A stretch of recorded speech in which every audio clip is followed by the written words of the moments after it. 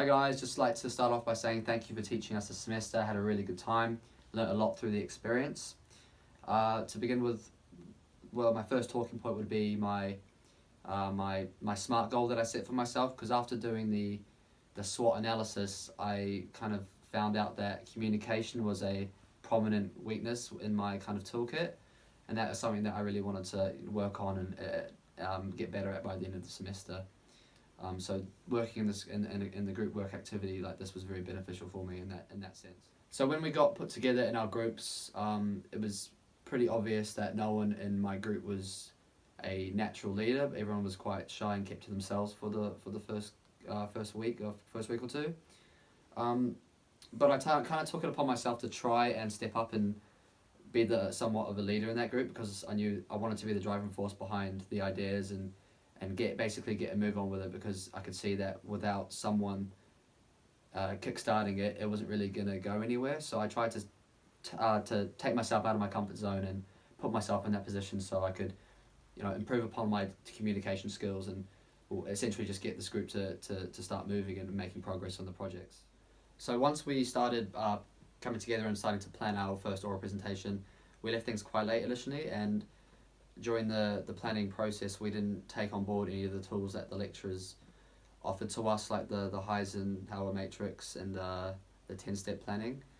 We kind of went off on our own whim and did it by ourselves, and that proved to not be the best idea at all, because during the organisation of activities and stuff like that, we would discuss one idea, and before finishing and then finalising that idea, we'd start developing another one. So the organisation of everything was all a bit jumbled at times. So that's something that in future group assignments I'd look to incorporate, is having a step-by-step kind of guide as to what needs to be done, because I feel like that would just keep everything a lot more organised, a lot more on track, as opposed to a lot of confusion and stress that could have been easily avoided if we had a bit more planning. So toward the end of the entire paper, getting toward the second practical side of things, I fell more into a follower type role as opposed to being a leader, which I had been during the beginning stages of the project. I fell into this role because I had to take a step back for a few weeks because I was feeling really sick, had a few problems health-wise, so I had to let my team deal with it. But I was really pleasantly surprised by how they managed to cope without me for that time, and when I came back, I was, basically put into this role of having to be a follower, because they knew everything that was going on where I was a little bit behind.